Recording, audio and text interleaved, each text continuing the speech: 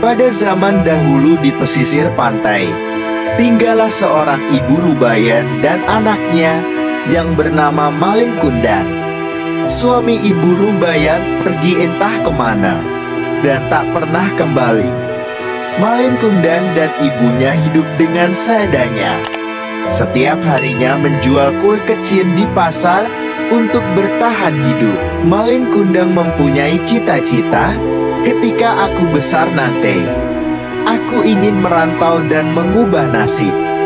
Ketika Malin Kundang remaja, ada sebuah kapal besar bersandar di pantai. Malin terkagum melihatnya, dan di hari itu, dia pamit pada ibunya untuk ikut naik kapal besar itu. Dengan sedikit ragu, Ibu Rubaiyah berkata, "Ini kesempatan bagus bagimu, nak. Kapal besar seperti ini tidak datang setiap tahun." Akhirnya, Ibu Rubaiyah mengizinkannya. Air mata mengalir di wajahnya saat mengantar Malin Kundang naik kapal.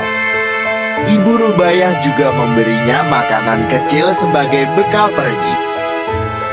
Ketika kapal berangkat, Ibu Rubaiyah hanya bisa menangis dan melambaikan tangan, melepas kepergian Malin Kundang, hingga kapal itu menghilang. Bertahun-tahun berlalu dengan cepat. Setiap hari, Ibu Rubaiyah melihat ke laut dengan harapan anaknya akan kembali.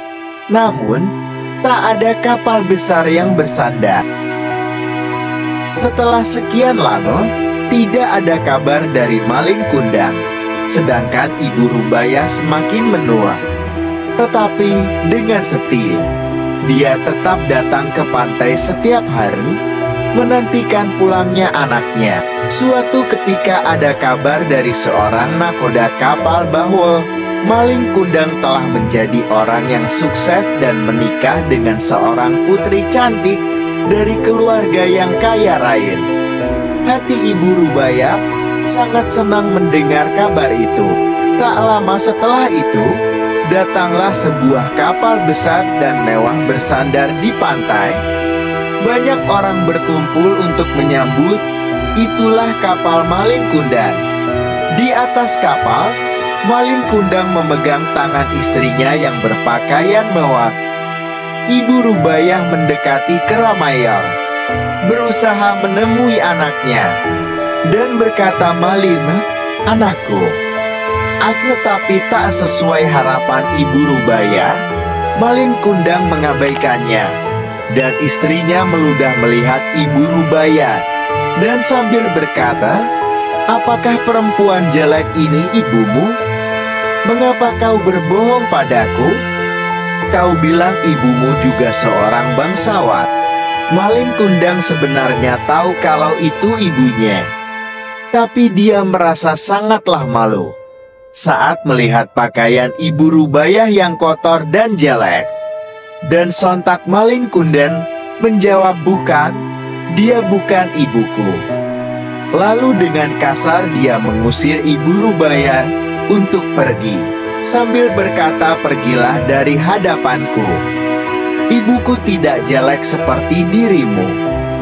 Dan Malin Kundang menendang Ibu Rubaiyah sampai terjatuh. Lalu Malin Kundang memerintahkan anak buahnya untuk berlayar kembali. Ibu Rubaiyah sangat gelisah dan dia menangis sambil berucap, "Ya Tuhan, jika dia memang anakku, aku mohon keadilanmu." Dan dengan sekejap hujan badai yang dahsyat turun. Saat itulah kapal Malin Kundang disambar petir dan pecah dihantam ombak besar. Setelah cuaca reda, tampak sebuah batu yang menyerupai manusia terdampar di tepi pantai, dan adalah tubuh Malin Kundang yang dikutuk menjadi batu. Kisah ini menceritakan tentang seorang anak yang durhaka dan dikutuk menjadi batu, dan pesan yang dapat kita diambil yaitu sayangi kedua orang tua saat susah dan senang, dan jangan melupakan jasa orang tua yang telah menyayangi dan mendidik dari kecil.